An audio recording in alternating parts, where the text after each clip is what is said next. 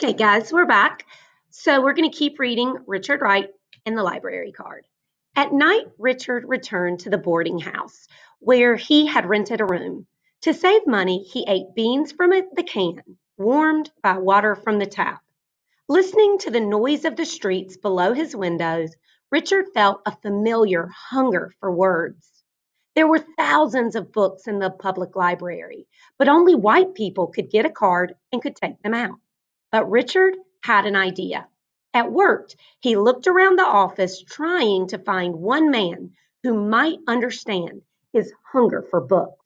I want you to stop and think for a second. What do you think that the author means when he uses the words hungry for words? What does it mean that Richard Wright is hungry for words? And I'm sorry that's not showing up very well. My stop and jot.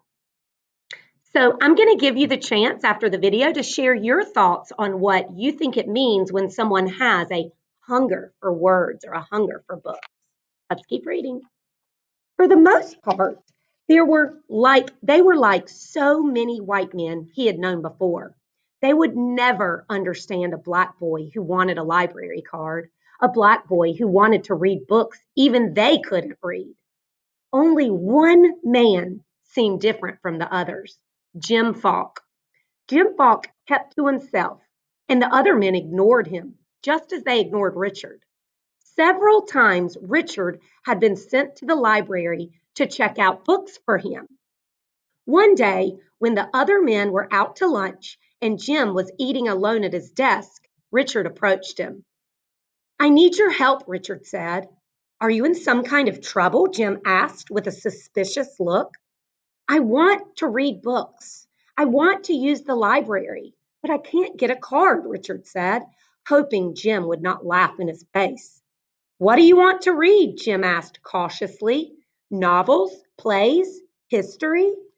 So I notice on this page we have a new character being introduced. So I want to stop and jot about that new character.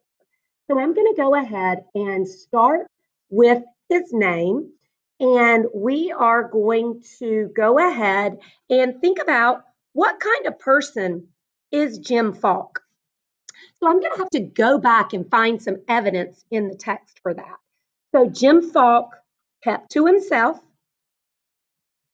I see that right here. The other men ignored him. So that makes me think that maybe they don't like him because they treated him the exact same way as they treated Richard. So obviously they didn't like him. It said several times Richard had been sent to the library to check out books for him. So he also is a reader because he sent Richard to go pick out the books. And so Jim is cautiously asking him what he likes to read.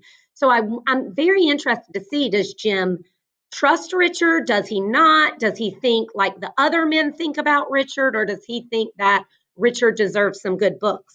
So I'm actually going to take this Post-it and keep it nearby because I think I'm going to find out more about Jim Falk on the next page. So let's keep reading. Richard felt confused. His mind was racing so fast, he couldn't think of a single book. Jim said nothing, but reached into his desk and brought up a warm white card. He handed it to Richard. "How will you use it?" Jim asked. "I'll write a note," Richard said, "like the ones you wrote when I got the books for you."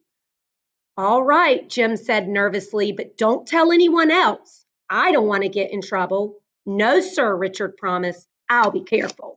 So on this page, I see that Jim is letting Richard do his card, but he doesn't want to get in trouble. So he seems kind that he's allowing him to do that, but he also seems cautious because he seems a little worried that this could come back onto him. So I want you under this video to tell me some of the things that you think. I want you to predict what's going to happen next. Do you think that Richard is going to get caught? Do you think him and Jim are going to become friends? Think about what you think could happen next in this story.